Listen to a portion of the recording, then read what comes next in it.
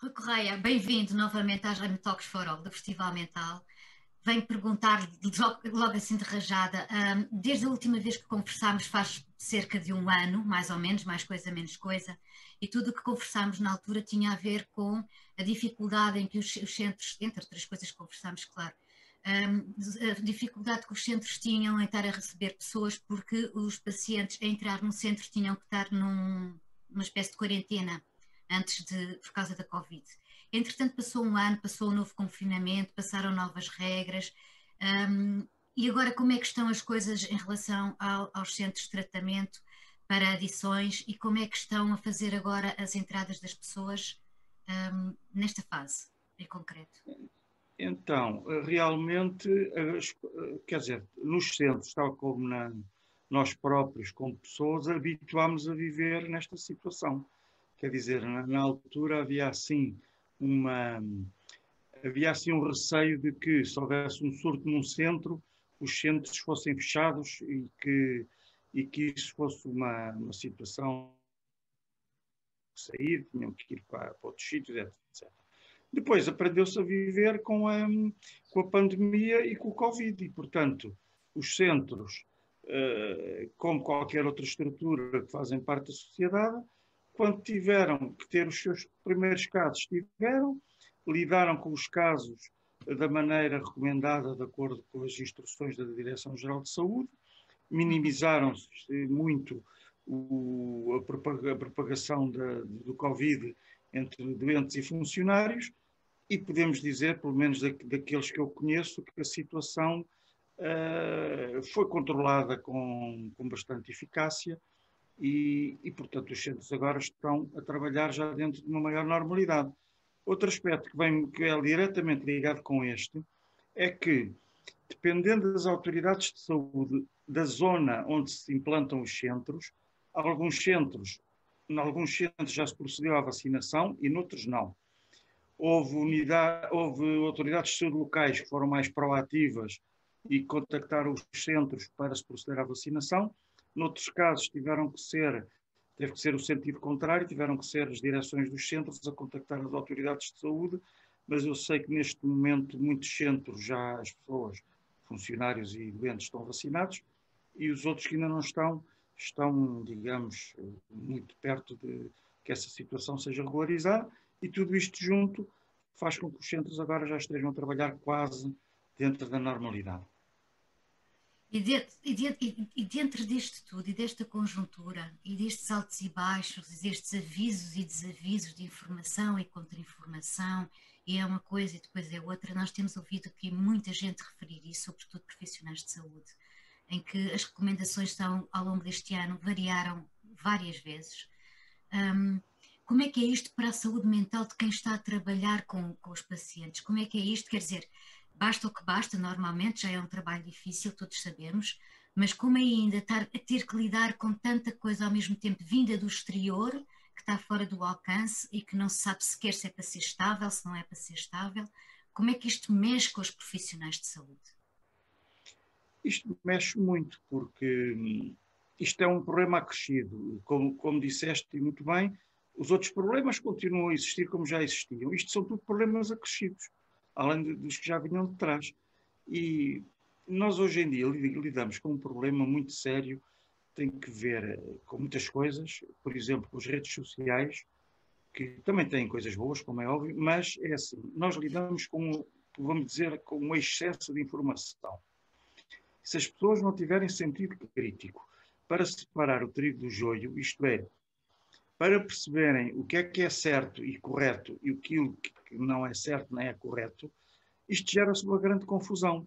Um exemplo flagrante do que nós estamos a ver, é, por exemplo, esta polémica toda relativamente às vacinas, em que, apesar de em Portugal, segundo os inquéritos foram feitos, Portugal, e ainda bem, é dos países europeus em que, no geral, as pessoas acreditam mais nas virtualidades das vacinas. Por exemplo, em França, o nível de confiança nas vacinas é quase metade do que é em Portugal. Portanto, isso até é bom. Simplesmente, estas tais informações pouco precisas ou contraditórias minam um bocado a confiança das pessoas. E E Com pessoas que razão, até... não é? Porque as pessoas não Com sabem razão, depois com razão, em quem com razão. confiar. Aliás, é uma das coisas que estão estudadas na saúde mental, é que as mensagens contraditórias são das coisas mais perturbadoras para a mente das pessoas. Portanto, as mensagens têm que ser claras, coerentes, para que a pessoa tenha confiança no que lhe é dito e acredite no que lhe é dito, de forma a agarrar as coisas de maneira positiva. Portanto, tudo o que seja desinformação ou mensagens contraditórias, é bom, é mau, é para hoje, é para amanhã, lança Uhum. confusão, mina a confiança e é mau para que tudo isto possa correr da melhor maneira possível e também da maneira mais rápida possível, até termos a desejada imunidade do grupo, não é? Então, e no meio disto tudo, quem é que desempata? Ora bem, eu acho que no geral devemos ter confiança nas autoridades de saúde, porque apesar de tudo são elas que emanam as normas e as diretivas. Eu acho que um ponto muito positivo, e agora vou já falar numa coisa que normalmente é popular, mas não é por ser popular, é porque eu também sou dessa opinião, que é um ponto muito positivo foi quando, à frente da Task Force das vacinas, quando ocorreu a substituição do Dr. Francisco Ramos pelo vice-almirante que está lá atualmente, porque o Dr. Francisco Ramos é mais um desses homens vindo das nomeações partidárias e que no pouquíssimo tempo que esteve à frente mostrou uma incompetência, as tais mensagens contraditórias, etc, etc.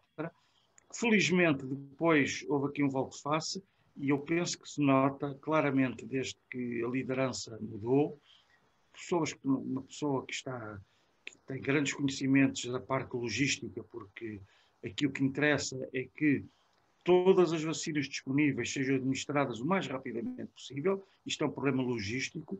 Desde que essa liderança mudou, eu penso que foi um passo em frente muito importante e aquilo que eu tenho auscultado das pessoas, as pessoas acreditam muito mais agora no processo do que acreditavam anteriormente. Uhum. E agora, só para fecharmos, uma pergunta que tem a ver com o que eu tenho ouvido também nas outras NTalks, sobretudo, penso eu, acho que até que veio da região do Algarve esta informação, e que tem a ver especificamente com as recaídas de aditos durante este último ano. O que é que aconteceu, mesmo para aqueles todos que estavam em recuperação já, às vezes por vários anos? É só o facto de terem ficado fechados, é o facto de não haver, porque houve reuniões na mesma online, de Alcoólicos Anónimos, de Narcóticos Anónimos, de Jogadores Anónimos, todos eles fizeram um grande esforço para manter dentro do possível o contacto e as reuniões a funcionar. E esse grande esforço foi de facto feito. Incluindo até algumas reuniões em Moçambique, juntar com o Brasil, por causa das diferenças horárias, de forma a que nenhum adito deixasse de poder frequentar, online, evidentemente. Apesar destes esforços todos, isso não deixou de acontecer. Há alguma razão já estudada ou só daqui por muitos anos é que vamos conseguir entender isto como fenómeno, com alguma perspectiva já de tempo? Eu penso que dentro de um ano ou dois podemos analisar isto, que o distanciamento nos permite ver com mais clareza. Mas é evidente que o facto de algumas coisas, como já falaste, inclusive das reuniões online, isto faz com que a rede exista, mas é uma rede que tem umas malhas mais largas e mais fracas. Quer dizer, a rede de apoio aos dependentes químicos, felizmente, continua a existir, mas com mais constrangimentos. E, portanto, havendo mais constrangimentos e havendo um contacto menos forte com as pessoas e com os terapeutas e com os membros da A e DNA, sendo mais à distância, é evidente que isso enfraqueceu um pouco as coisas.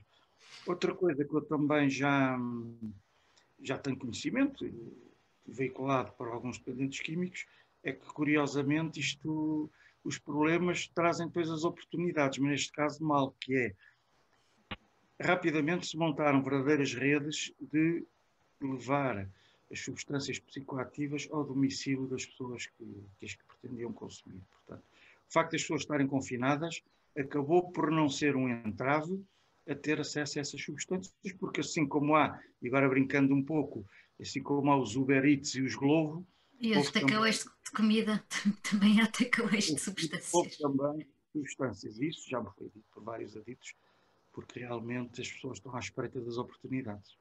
Das oportunidades, exatamente, seja das substâncias, seja do álcool, isso vem tudo a casa, nem é preciso sair. E uma coisa só que eu E, queria dizer é que isto, uma coisa que tornou tudo isto muito difícil é que quase tudo aquilo que nos era dito, e bem, que era bom e saudável, neste período de confinamento, tivemos que pôr essas coisas todas no congelador. Como seja, andar em espaços públicos, ter contacto com a natureza, o contacto com os amigos e com os familiares, o toque que é tão importante, o toque, o abraço, o uhum, beijo, uhum. o aperto de mão, tudo isso que são coisas que cimentam e que aumentam a coesão entre as pessoas e que contribuem para o bem-estar e para a saúde mental, tivemos que pôr quase tudo no congelador por via da pandemia e do confinamento. E isto também é muito complicado, porque quando se anda anos e anos e anos a dizer que determinadas coisas são boas, e agora, não vou dizer que essas coisas não são boas, mas não as podemos pôr em prática, Mas não podemos, realmente tornou exato. tudo muito, muito difícil. E não se encontra ainda a substituição para nada disso. Mesmo que isto um dia volte a acontecer, esta ou outra pandemia qualquer, tem que haver, Sim, se calhar, começar-se a fazer um step ahead, tentar perceber o que é que poderá ou não, se é que isso existe, pois, substituir isso para que não volte a acontecer uma situação como foi desta vez. Porque sem nós não dúvida, isto sabemos se vem é um outra novo, epidemia, não é? claro.